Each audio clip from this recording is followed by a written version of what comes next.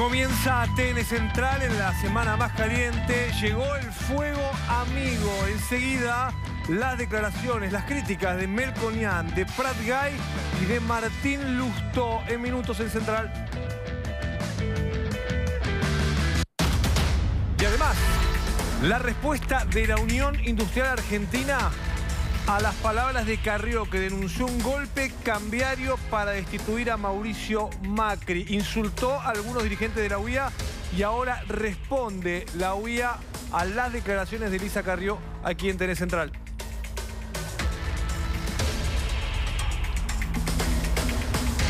Bueno, y los secretos del poder enseguida en TN Central. Se agrandó la mesa chica. Mauricio Macri trajo a funcionarios que habían sido desplazados en los últimos meses nuevamente en medio de esta situación.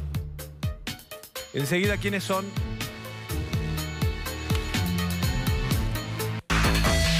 Bueno, y además lo tenemos hoy a Gonzalo Bonadeo. Lo vamos a aprovechar porque, claro, se dio la lista para el Mundial y Bonadeo nos cuenta todos los detalles. Ay, mira. Bienvenidos a TN Central, buenas noches. Mirá que verde, no se ven las letritas, pero si ustedes se fijan, no, para allá. Estamos acá. ¿Qué es esto que está pasando? ¿Es un tiempo de descuento por ahí? Estamos en la Matrix, en la cabeza de Federico Sturzenegger. Sonrío para no llorar. No, mañana sé eso. Ahora, ¿qué es lo que va a pasar en el martes verde? El Banco Central tiene que pagar, si no es que se renuevan. No, es imposible, no podemos hacer la cuenta. Se 145.000 millones de pesos en Levax. Se baja la cortina, se apaga la luz, no va a pasar eso, pero es un día de completa, no digo incertidumbre, pero sí de donde está. Zozobra, han trabajado mucho, sobre todo Sturzenegger, el hombre en el que estamos adentro de su cabeza en este momento, para intentar frenar esto que es, no frenar, recuperar un poco de la confianza de los mercados que tienen invertidos en Levax argentino 645.000 millones de pesos que vencen mañana. ¿Qué significa esto? Te lo va a explicar en un tape de 2 minutitos Daniel Malnati. A las Levax le dicen así porque son letras del Banco Central. Una letra es un bono, es decir, un título de deuda que justamente, como decíamos antes, emite el Banco Central. Y es justamente el Banco Central, una vez que vence ese bono, el que tiene que pagar un buen interés. Hasta ahora las Levax fueron un muy buen negocio. Pagaban un muy buen interés que en los últimos días llegó hasta el 42%. Y entonces, ¿por qué este buen negocio mañana martes puede pasar a ser un problema? Justamente por el peso que tienen las Levax en la economía argentina. Puesto en números, hay más plata invertida en Levax que todas las monedas y todos los billetes que están circulando en este momento en cada una de las 23 provincias argentinas. Y como si esto fuera poco, hay más plata invertida en Levax que todos los dólares que están atesorados en este momento en el Banco Central. Mañana se vence la mitad de toda esta plata que está invertida en Levax y aquí quizás está el peligro, porque las Levax chupan el dinero del mercado. Y cuando todos estos depósitos se liberan, como eventualmente podría pasar si mañana no se renuevan las Levax, adivinen qué. Toda esta plata, todo este líquido puede pasar al dólar. Y ahí está el problema. Mañana va a ser la gran batalla, pero fue hoy cuando el Banco Central jugó sus fichas.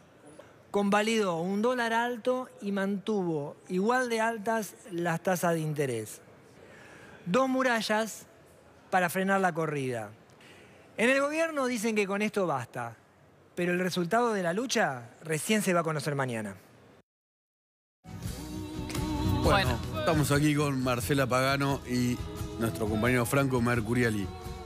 Una pregunta para Pagano. ¿Qué es más noticia o qué es lo que impacta más en la gente? ¿Lo que va a pasar mañana o que hoy el dólar aumentó casi 2 pesos? Para la gente, el dólar, sobre todo, digo la gente, el ahorrista, la clase media argentina, ¿en qué ahorra? ¿En dólares o en pesos? Y básicamente lo que mira es la tasa de interés versus el dólar. Ahora, cuando el dólar sube tanto en un solo día, genera nerviosismo. Tengo otra pregunta. Para cualquiera de los dos. Mañana vence, no tengo Levax, no tengo la disyuntiva, pero tampoco tengo justo en este momento un ahorro en pesos. Pero supongamos que lo tengo. Mañana, que yo podría comprarle Levax y que me den un interés de como el 40 y pico. ¿Cuánto es esta estratosfera? No Están diciendo que el corto plazo, 30 días, tiene que ser no menos del 42%. Bueno, para que sea atractivo. Por eso, o sea, yo mañana puedo poner mis pesitos en las Levax y ganar 42% o puedo... Anual. Anual, sí, claro, no, en 30 días 42% se termina el país. Anual, pero en 30 días es muy, no sé cuánto queda, pero es bastante dinero, ¿no? Sí, no, es una tasa de interés que debería estar por encima de la Hoy es la duda... compro dólares, compro Levax. Si vos querés que me la juegue acá, me mata, gente. No. Yo hoy pregunté Yo quiero mucho que te la eso. juegues acá. Mira, en la mesa de dinero es la gran pregunta que se hicieron hoy todo el día. ¿Qué recomendar, Levax o dólares? Mi impresión, por lo que dijo el Banco Central hoy, que mañana va a poner otra vez 5.000 millones de dólares en juego para mantener el dólar a 25, es que el mensaje es, nosotros vamos a dejarlo subir hasta 25. ¿Le crees o no le crees a Sturzenegger de que mañana el techo va a ser 25? Si le crees, compra Levax, porque vos vas a vender tus dólares, vas a tener pesos, tus dólares que ya valen 25, vas a tener pesos y con esos pesos vas a tener una tasa del 42%. Yo te respondo con lo que hablaron con algunos bancos. Los bancos se comprometieron a recomprar lo que ellos tienen. Ahora, la gran incógnita es también cuál va a ser la inflación, porque esta es una inversión a mayo. ¿Será la inflación por debajo del 2% en mayo, como decía el gobierno? No porque creo. Apostar a tasa en pesos es también creer que el peso va a empezar a robustecerse frente al dólar. Sí, y ahí tenés tenés la razón. inflación en el medio. Me tengo que comprar dólares encima. Vamos a preguntarle a alguien que lleva toda una vida, ¿no? Sí. A Daniel Marx, que es economista, fue secretario de Finanzas. Nos escucha Daniel aquí, Luciana Geuna, Marcela Pagano, Franco Mercuriali y Nicolás Buñaski.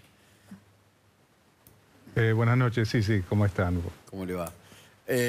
A ver, ¿Qué tal? hoy, para usted, ¿qué es lo más importante que haya pasado hoy, no? ¿Lo que va a pasar mañana o que haya habido una suba del dólar como la que ocurrió hoy? No, a ver, lo más importante que pasó hoy, yo creo que el Banco Central hizo notar que quiere estabilizar el tipo de cambio a un determinado nivel. Y ese nivel está más o menos alrededor de lo que puede ser una expectativa, llamémosla, de mercado. No es el nivel que habíamos visto durante varios meses, donde daba la impresión que el dólar estaba barato. Hoy tampoco podemos decir que está caro, pero desapareció un incentivo pensando que previamente uno podía hacer una ganancia relativamente segura en el mediano plazo apostando al dólar. Hoy da para pensar de apostar al peso. Ahora, Marx, ¿cómo le va? Buenas noches. En toda esta semana, estos días, Buenas noches. donde estamos todos hablando de economía, los que no sabemos como usted de economía, hay como una sensación, o parte de todo lo que dicen los economistas, es como si fuera un vidrio roto, digamos. El gobierno tenía una situación que es un vidrio donde de repente se rompe y ya nadie puede ver el vidrio entero sin todas esas grietas. ¿Hay en este camino, en este tipo de soluciones de tipo financiero, algún tipo de recuperación de la confianza del mercado en la economía o de la propia sociedad en la economía? Sí, bueno, en Argentina tenemos toda una tradición de romper la confianza y eso nos hace aún más desconfiados. Y por eso hay reacciones a veces demasiado fuertes. Pero, digamos, cuesta recuperar la confianza. Hay que pagar un precio por el vidrio roto y recomponer un vidrio roto es, digamos, trabajoso, lleva mucho tiempo y muchas veces hay que reemplazarlo también. Pero yo creo que ahora la lucha más fuerte es contra la inflación. Y si la inflación logra estar dominada de alguna manera, ahí hay menos expectativas de movimiento en el tipo de cambio en el futuro. Daniel, y declaraciones como las del ministro Duhovne hoy, que dijo, y cito textual, la Argentina tendrá más inflación y menos crecimiento, ¿ayudan a generar confianza? Bueno, hay que ver el contexto. Si esto es algo pensado en el largo plazo, tenemos un problema serio. Si estamos hablando de los próximos 30 días y tener algo menos de crecimiento respecto a lo que venía, pero dominamos la inflación y con eso podemos retomar un crecimiento mucho más vigoroso, pero a su vez más predecible y menos distorsionado, bueno, es un precio que se pagó, pero hay un beneficio que va a venir. Ahora, Marx, si usted dice el dólar no está caro, hoy cerró, ¿no? 25.50. ¿Se puede dominar la inflación con un dólar así, con las paritarias que vienen, conociendo cómo se mueven los industriales, los supermercadistas argentinos cuando sube el dólar así como subió? Porque hoy subió mucho y viene subiendo muchísimo. Bueno, nosotros teníamos esa percepción de dólar barato antes, lo cual significa que algunos precios estaban como atrasados, para decirlo, y teníamos en consecuencia un desequilibrio creciente en materia comercial con el resto del mundo. Y con eso estábamos generando una potencial recesión futura por pérdida de competitividad. Yo creo que ahora está un poco más sincerado, si uno quiere. Eso significa que sí, los precios locales también se sinceran algo más y tiene un costo con inflación. Pero, decía, para adelante es ver si los precios de Argentina están equilibrados con el resto del mundo y no tenemos esta creciente pérdida comercial internacional. Entonces, bueno, es un precio una vez y a partir de ahí tenemos una recuperación y esperaríamos que la inflación disminuya sustancialmente. Pero depende un poco de la articulación que hagamos con el resto de la economía y principalmente en el aparato político-social. Marx, algunos economistas dijeron que el gobierno se apuró en ir al Fondo Monetario Internacional. Creo que entre otros Mario Blecher también sostenía esto. Le pregunto, ¿usted cree que se apuró, que había otras herramientas previas a ir al Fondo Monetario, que parece más como una situación, ¿no?, de urgencia y de necesidad de apoyo ante una crisis? Sí, yo creo que mucha de la crisis que tenemos en estos momentos o de la corrida ha tenido elementos locales que se podrían haber evitado. En ese sentido, me parece que además si uno compara con otros países, todos enfrentamos una suba de tasa de interés en Estados Unidos y no tuvimos que ir la mayoría no tuvo que ir al fondo. Creo que corrigiendo algunas de las cosas previas y poniendo más adecuadamente la economía argentina, no era necesario recurrir al fondo en estos momentos.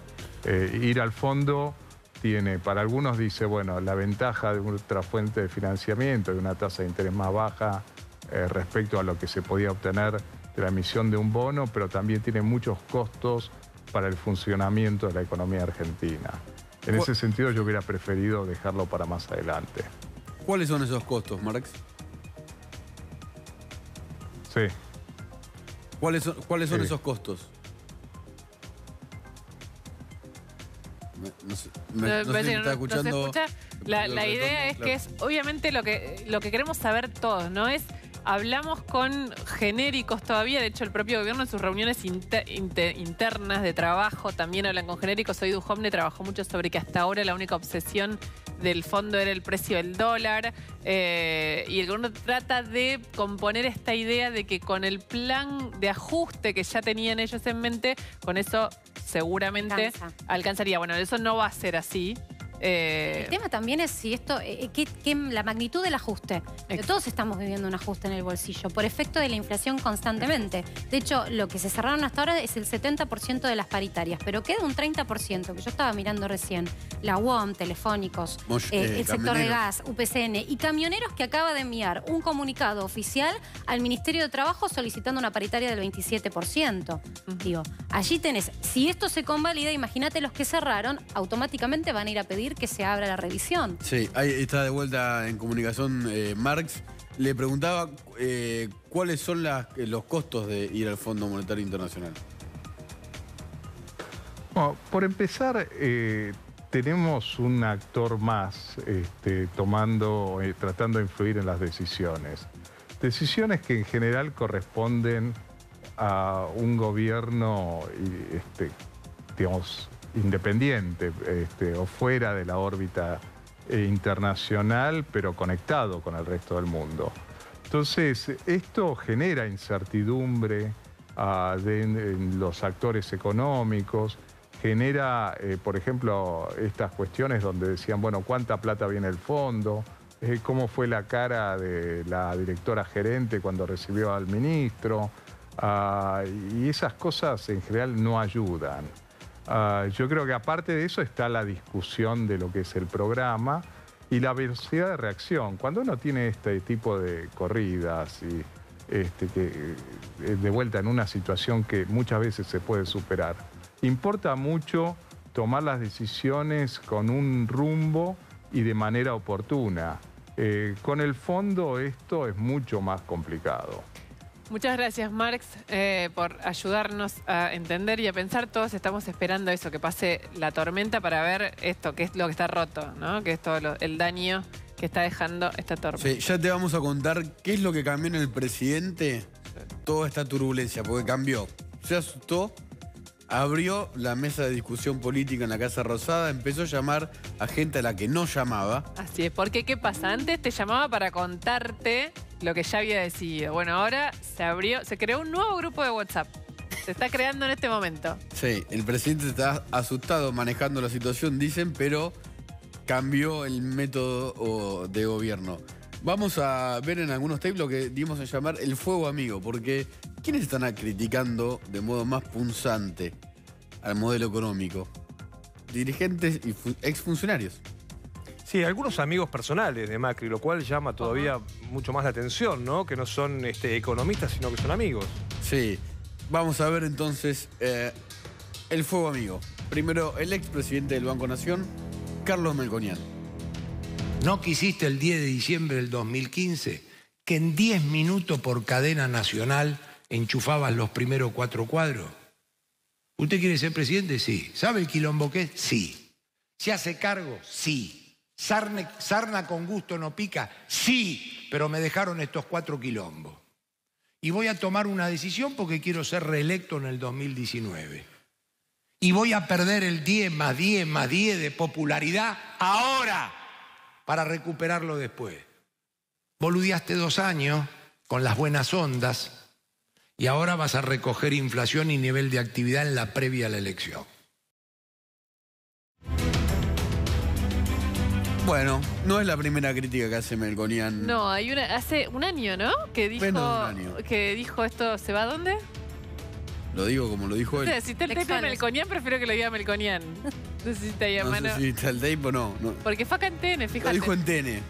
En el presente, cuando vos hablas algunas cosas y vos te las comés y bien comida está, pasás que la ortodoxia, que esto, que lo otro, y viene la campaña y te dan, y termina la campaña y te saludan. Te dicen, fue la campaña, ¿no? No importa. En un momento lo tenés que hablar seriamente. Mirá este cuadro. Con los constructores del índice jubilatorio algún día, con Rodolfo lo vimos. Dijimos, che, pero esto se va a la mierda. Vos me decís, ¿alguien creía alguna vez en el 25 del año 2016? No. ¿Alguien creía alguna vez en el 12/17? Porque se habla de 17, pero era 12/17. No. ¿Alguien creía en el 10 de este año? No. No existe 15.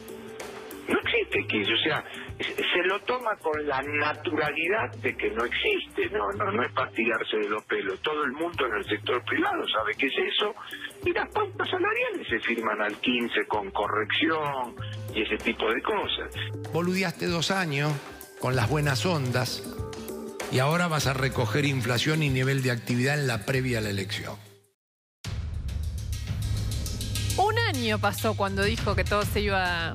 No sé a dónde. Sí, esto lo difundió TN con Experte en el piso, en las 2 voces.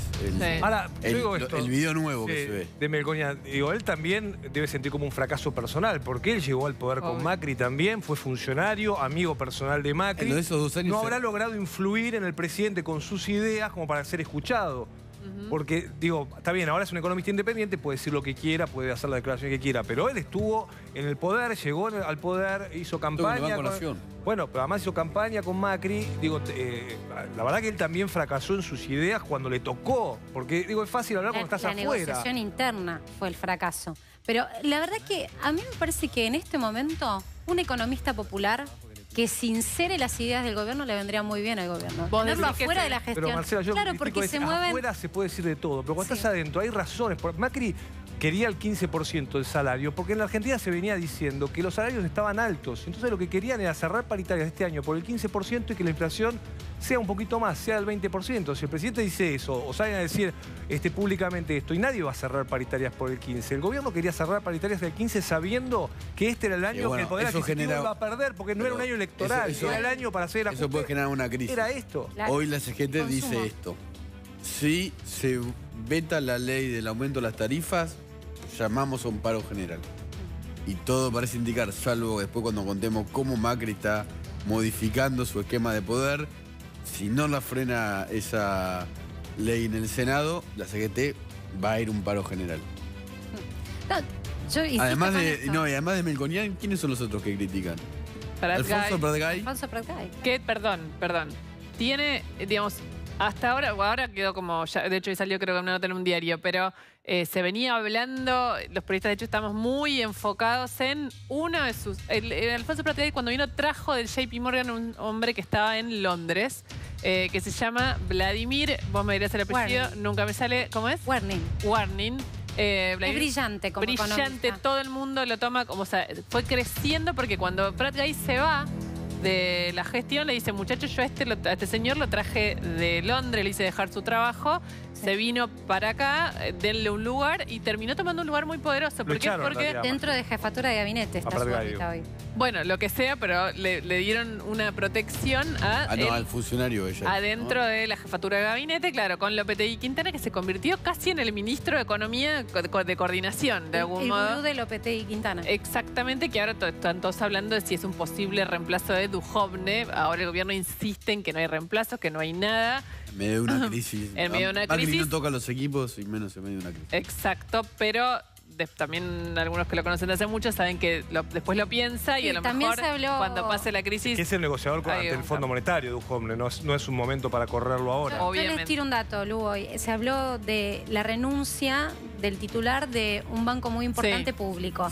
Renuncia que puede estar sobre la mesa, pero que no fue aceptada. Porque no es momento, entiende el gobierno hoy, de hacer cambios. No, es una crisis donde hay que construir credibilidad y mantener los rostros también. Así es. También hizo críticas, aunque más moderadas, porque estuvo con el presidente de la República, Martín Lustó, ¿no? Que fue embajador de los Estados Unidos y ex ministro de Economía de la Nación en la era acá, ¿no? No vamos a decir quién, pero el grupo muy chico de presidente o de gestores del PRO, hay mucho enojo con Lustó, a pesar de que está dando una visión moderada, porque... dicen que desde afuera es muy fácil hacer la crítica de la tribuna. Fue ministro de Economía, tuvimos el conflicto de la 125 del campo, fue el conflicto político-económico más importante de los últimos años, fue el conflicto del campo, y era el ministro de Economía. Fue mucho más ruidoso que esto que estamos viviendo, que es por ahora una crisis cambiaria, ¿no? Y el conflicto del campo fue una crisis política, económica, que prácticamente desató un conflicto enorme. Sí, Vidal suele reflejar mucho en sus opiniones, dice como... Todo el mundo nos critica que alguien como que es el que tiene un plan mejor sin que, digamos, que no le... Está bien que los que están a cargo, se supone que como están gobernando, tienen ellos la responsabilidad de hacerlo, ¿no? Pero lo que pasa es que también hay una cosa. ¿Por qué fue el gobierno al Fondo Monetario Internacional? ¿Por qué de golpe subió tanto el dólar? ¿Cuánto y cómo van a aumentar las tarifas? ¿Quién lo está explicando? Nadie. Yo lo que digo, los que fracasaron tienen que aportar ideas, no pueden... No, bueno, pero en política... Mira, estas son mis ideas, con humildad, me parece, con humildad. Puede criticar que no gobernó. Lustó presentó muchos proyectos de ley sobre el aumento de las tarifas, por ejemplo. Pero en política, los lugares que no ocupa vos los ocupa el enemigo. Yo repito, ¿por qué fue el gobierno del Fondo Monetario Internacional? ¿Cómo van a aumentar las tarifas y cuánto? ¿Y qué está pasando con el dólar? ¿Alguien del gobierno esto lo está explicando bien? Bueno, el ministro Duhovne, su lugar era el del comunicador de las noticias económicas. Hoy salió a hablar con declaraciones que llaman un poco la atención porque hablan de un baño de sinceridad y van en línea con lo que todos los economistas están hablando. Esta frase que yo le preguntaba antes a Marx, el tema de que la Argentina tendrá más inflación y menos crecimiento, era tabú. No había nadie ningún funcionario pudiera hablar de esto. Bueno, empiezan a cambiar la estrategia. Así como pusieron el Banco Central y puso el dólar a 25, la oferta, sincerando lo que todo el mundo consideraba que era el tipo de cambio que tenía que estar. Todo el mundo habló del mercado, de los empresarios. El dólar está barato, no está caro. Bueno, se están sincerando porque no les está funcionando la otra forma. Y lo había dicho Carrió, yo creo que se los había dicho a ustedes también, ¿no? Lo de los globitos, que no funcionaban las buenas noticias. Lo del teñido nos dijo a nosotros. Vamos hablando de Carrió, a ver el modo en que esta vez no se la agarró con Durán Barba, que le pidió disculpas por decirle el teñido y después porque dijo, por mí mátenlo, creo que fue salgan a matarlo, tienen mi aval. Ahora habló de la Unión Industrial Argentina. Carrió no es vocera de nadie, si alguien le pregunta dice eso. Pero de algún modo ella transmite con su voz portentosa lo que piensa Macri en la intimidad y de modo más brutal. Vamos a verla. Yo quisiera del libro lo que saqué es que hay fundadores de todos los tiempos y oportunistas de todos los tiempos. Esto se ve hoy claramente en la Argentina. Los que juegan con la patria y los que vuelven a tener el golpe cambiario para destituir a un presidente y para cambiar y volver al corporativismo corrupto que caracterizó a la Argentina. El oportunista que está siempre para sacar la tajada, que existe en todas las clases sociales. También existen los pobres. Porque miren, en las villas también hay hijos de P. No se equivoquen. En la condición humana hay hijos de P en las villas y hay hijos de P en la Unión Industrial Argentina. Y le contestó, ¿no? Sí, en una entrevista que ahora vamos a pasar, Daniel Funes de La Rioja, y cito, Macri en la intimidad con la Unión Industrial Argentina está enojado desde hace mucho tiempo. Conoce la Unión Industrial Argentina desde que nació. Su tío Blanco Villegas fue presidente de esa central empresaria. Pasa que hay dirigentes de todos los estilos en la UIA, no hay que generalizar. Él está enojado. Hay algunos que acompañan, otros que no lo acompañan, que lo critican, ¿no? Sí. Bueno, la remarcación de precios, ya las asociaciones de consumidor que hacen los primeros relevamientos del mes hablan de una remarcación de entre el 5 y 7% en los precios por el dólar. Perdón, sí, la carne, vayan a comprar carne, den una vuelta por la carne, cualquiera que nos está escuchando lo sabe. La carne, por ejemplo, que es algo que yo no entiendo bien por qué siempre impacta como automáticamente más por especulación que por realidad. Lo cierto es que un kilo de carne ahora fácilmente lo vas a buscar a 230 pesos. Bueno, que es mucho más de lo que estaba previsto. 230 pesos un kilo de carne. Estamos hablando de los alimentos, ¿no? Por eso es lo mínimo indispensable, ni siquiera del ahorrista y las Levax. Obviamente no es las tarifas, yo insisto con eso. ¿El aumento de la tarifa está vigente? Sí, bueno, pero ya llegó a la gente, digamos, como la parte más grosera del aumento ya le llegó, todavía va a faltar el gas, ¿no? Te iba a dar un dato de precios, que hay mayoristas que importan productos que directamente no están vendiendo, se frenaron las ventas un día de la semana pasada y ahora también en este comienzo de semana no están vendiendo, son mayoristas, importan y dicen, no, por ahora no vendemos hasta no saber qué precio. Me consta con algunas cosas que compro. Pero está la respuesta de la Unión Industrial Argentina, Elisa Carrió, en voz de Daniel Funes de La Rioja.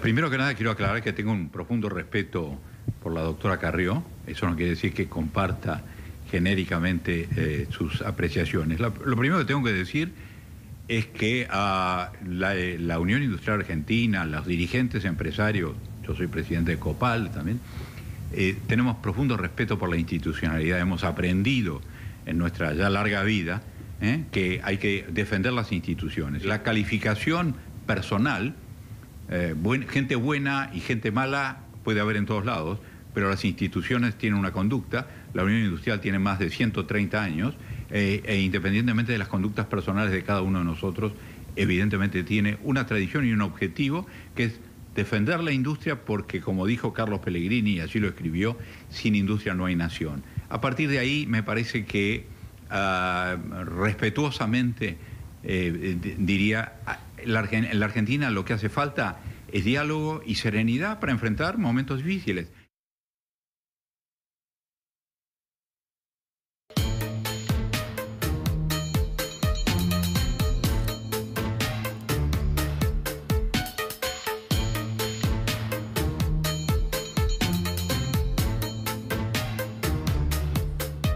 Nos estamos acomodando porque vamos a hablar de lo que sabemos más, mesa. Winiaski y yo. Claro, vamos a hablar de las mesas políticas. Macri está asustado Sí. y empezó a cambiar el método de conducción del gobierno. ¿Quién lo está convenciendo de eso, aparte de él mismo, obviamente? Tal vez la realidad, los radicales y, La bueno, gobernadora María Eugenia Vidal. también Que fue está- una de las que más ha insistido con esto. Así es, porque no solo Macri la quiere cuidar, porque es una imagen que sigue siendo uno de los basamentos del PRO, sino porque cualquier cosa que sufra el destino de la gestión nacional, la va a sufrir el destino de la gestión provincial, no así. Son rehenes de sí mismos en el buen sentido. Sí, exacto, pero eso no le pasa a Larreta, por ejemplo. No, porque tiene una autonomía diferente con la finanza de la ciudad. Así es. Entonces, ¿qué pasó hoy cuando convocaron, invitaron gente a tomar un café? Macri estaba muy cerrado, ¿no? Yo hablé con empresarios, con funcionarios, con legisladores que lo estaban viendo la semana pasada y la anterior. Y decían, salís de la Casa Rosada y es como que está todo bien. Exacto. ¿Te parece que lo que sucede afuera es inexistente? Los Y títulos muchos le estaban son criticando que tenía, además de ser un problema económico, lo que está pasando era un problema político. Sí. ¿Lo entendió? Aparentemente sí, ¿por qué? Porque ¿qué fue lo que pasó?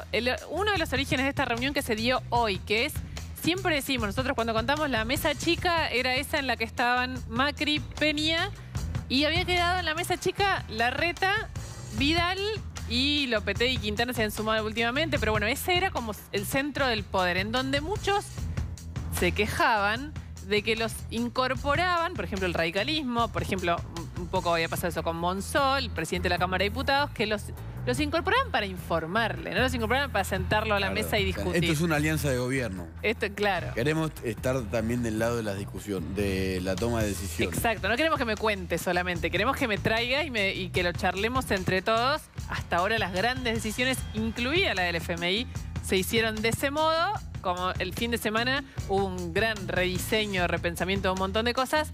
Y en ese sentido, una de las reconciliaciones más llamativas es la de Vidal con Monzó.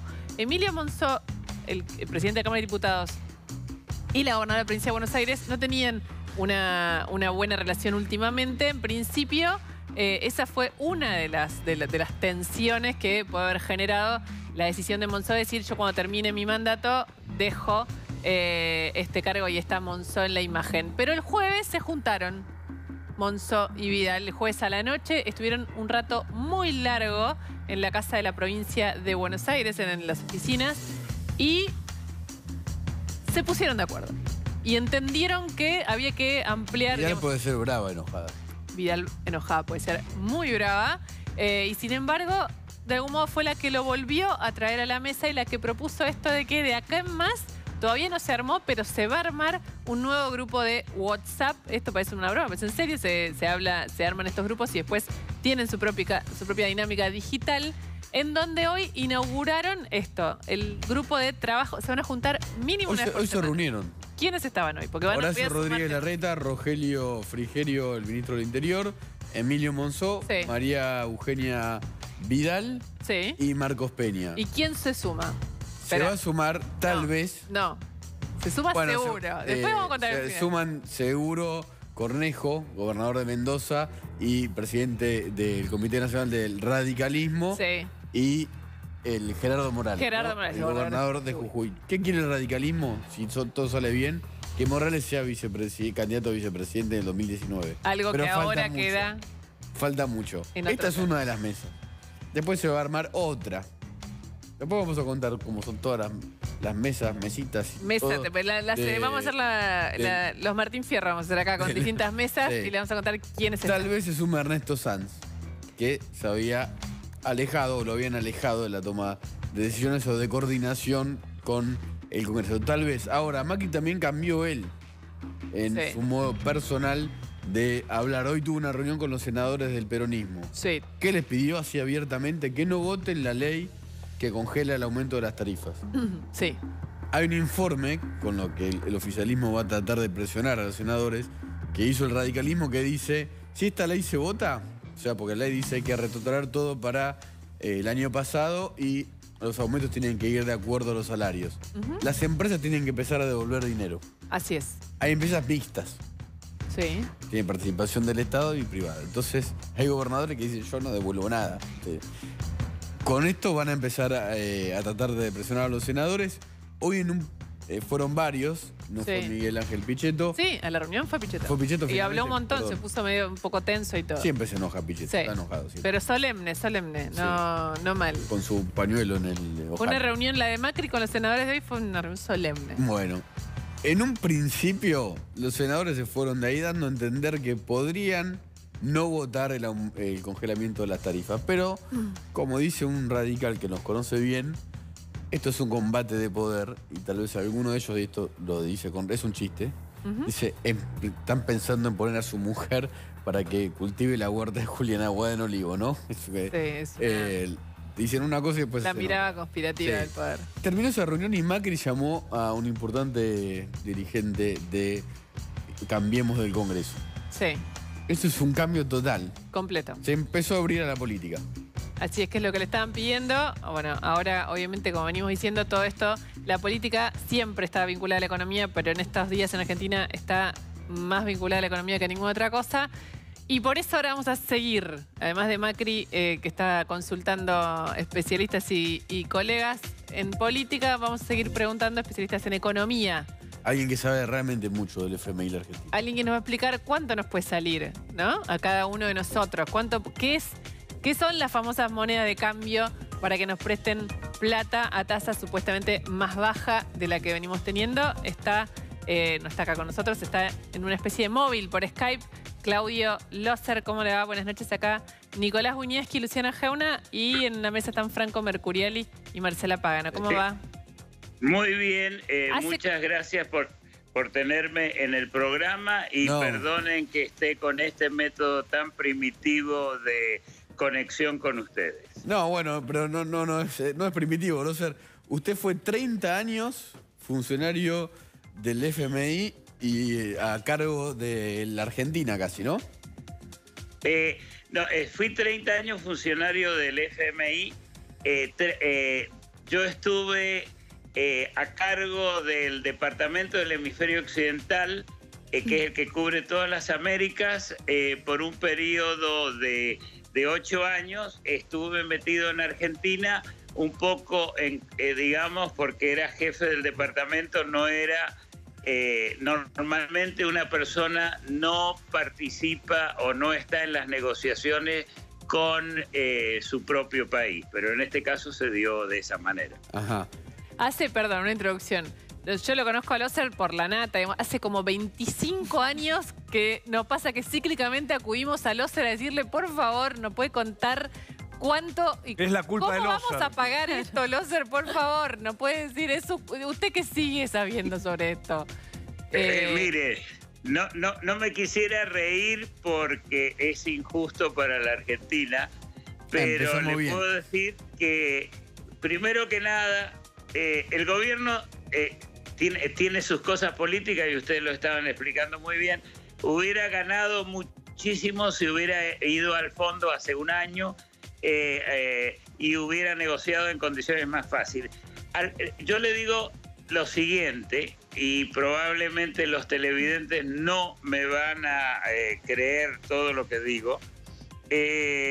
Yo le diría que el país tiene un problema por el gradualismo, por hacer un ajuste demasiado lento en condiciones complicadas, y se confió demasiado y de una u otra manera va a tener que ajustar. El fondo lo va a hacer mucho más fácil, porque le va a dar financiamiento y le va a dar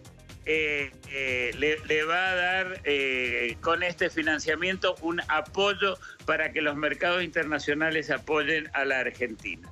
Yo sé que es complicado creerlo, pero lo que va a pasar es que van a ajustar más los resultados fiscales para llegar antes a lo que había dicho el gobierno. No pero sé entonces, si dan plata, ¿para qué se ajusta? Se supone que el gobierno pide plata para seguir aplicando su método gradualista. De hecho, eso mismo lo dijo el jefe de gabinete, Marcos Peña, que iban a seguir... Bueno, yo le puedo decir lo siguiente. Marcos Peña puede decir eso, pero él no... Me parece que no entiende el fondo. El fondo va a ser flexible. El fondo creo que tiene simpatía y va a apoyar a la Argentina, pero le va a pedir, como ya le había dicho hace algunos meses en un informe que sacó el fondo, que tiene que ser menos gradualista. Si el gobierno cree que va a poder salir y obtener 30.000 millones de dólares a tasas muy bajas y que va a seguir haciendo lo mismo, o yo estoy muy equivocado leyendo al fondo, o creo más seriamente que el equipo económico está demasiado confiado en sí mismo. ¿Le puedo leer lo que dijo un economista en septiembre del 2016, Loser? Con mucho gusto. Después de la fiesta del gasto K, la Argentina es más pobre. La Argentina estuvo muchos años de fiesta, gastando por encima de sus posibilidades reales. Ahora a este gobierno le toca cortar esa situación y duele, pero no tiene la culpa. La Argentina es más pobre que hace 5 años, cualquiera sea el índice que se tome, y hay que aceptar esa realidad, como también que el potencial del país es extraordinario. ¿Sabe quién lo dijo? Me temo que sí. Me temo que debe haber sido... Me temo que tiene que haber sido un tal Claudio Loser. Sí, exactamente. Pero en septiembre del 2016... Han pasado casi 2 años. La Argentina... O sea, el gobierno lo manejó astutamente. Sí. Pudo obtener financiamiento. El gobierno realmente estuvo en una situación muy buena, pero se le acabó la cuerda un poco por la situación internacional, pero más porque el modelo gradualista, en la experiencia, por lo menos mi experiencia, tiene riesgos muy grandes, y eso es lo que pasó ahora. Ahora, Claudio, el gobierno ya anunció que va a haber, por ejemplo, un recorte en la obra pública. ¿Qué significa más ajuste? Mire, lamentablemente más ajuste quiere decir no podemos hacer lo que estábamos haciendo. La obra pública me da mucha pena, porque realmente eso es generar infraestructura para mañana, para la gente de la Argentina, hijos y nietos. Va a ser recortar también los subsidios a la electricidad, el gas. Yo creo que eso ya no tiene más cuerda. Está todo el lío con el Congreso, yo entiendo.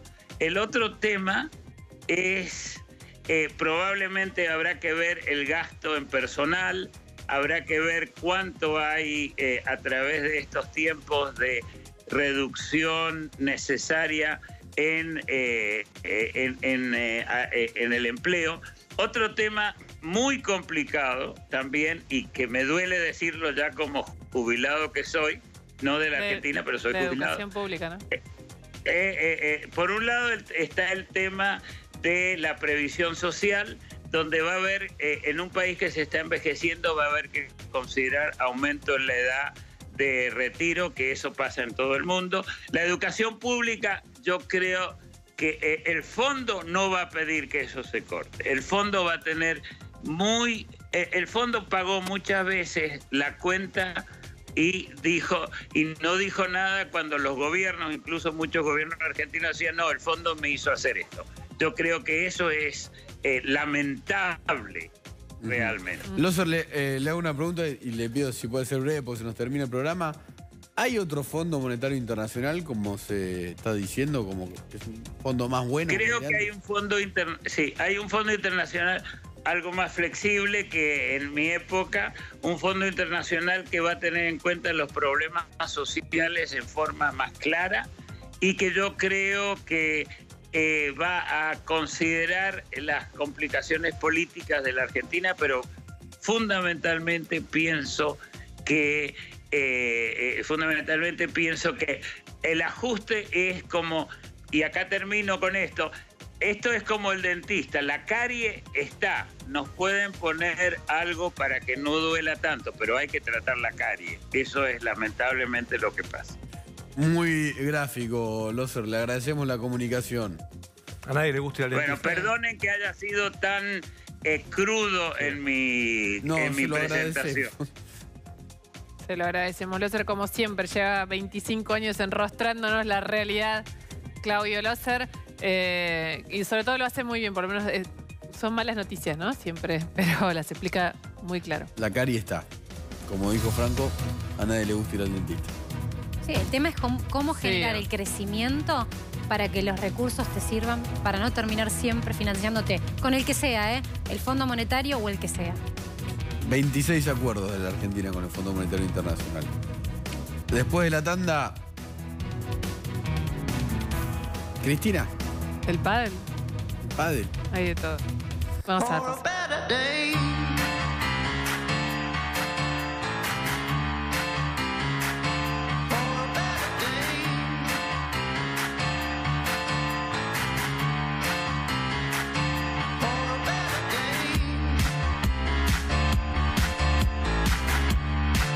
En medio de todo este lío, procesaron a una expresidenta de la República, Cristina Fernández de Kirchner.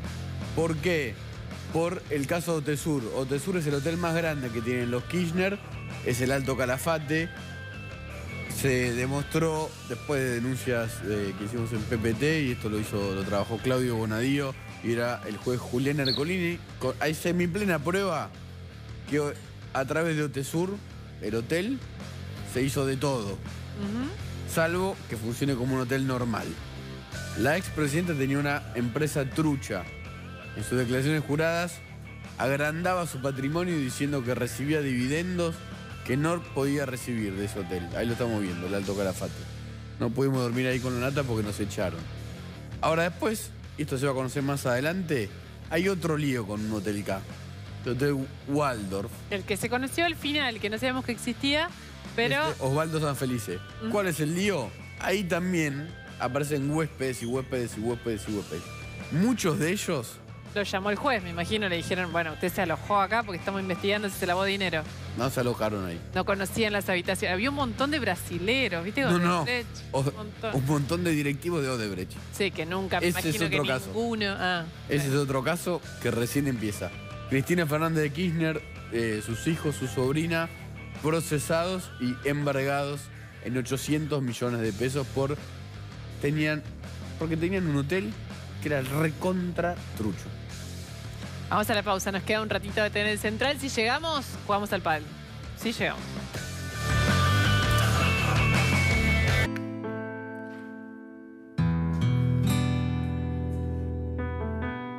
La persona que están viendo... se llamaba Félix. Félix Villaverde. Lo queremos mucho. Sí. Y le vamos a despedir hoy.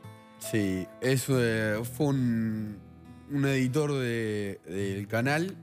Para nosotros es nuestro editor de PPT. Nos ha hecho hermoso cada una de las notas que hicimos. Es una persona tan talentosa. Es difícil contarles cómo son todos esos hombres que están acá atrás de la cámara, en una isla, editando horas y horas. Félix le dedicaba horas y horas y horas y horas y horas a editar con un talento inolvidable. Sí, ¿qué significa editar? Que todas las notas, lo estamos viendo con Eddie Fite, no solo fue el editor de PPT, obviamente, del canal durante 28 años, entiendo. Todas las notas que editó Félix, que fueron miles, fueron mejores gracias a él. Así nos enseñó mucho a todos nosotros. Una persona muy humilde, muy talentosa. Este programa está dedicado a él, a su familia, a su hijo. Nada. Que descanse en paz. Hasta mañana.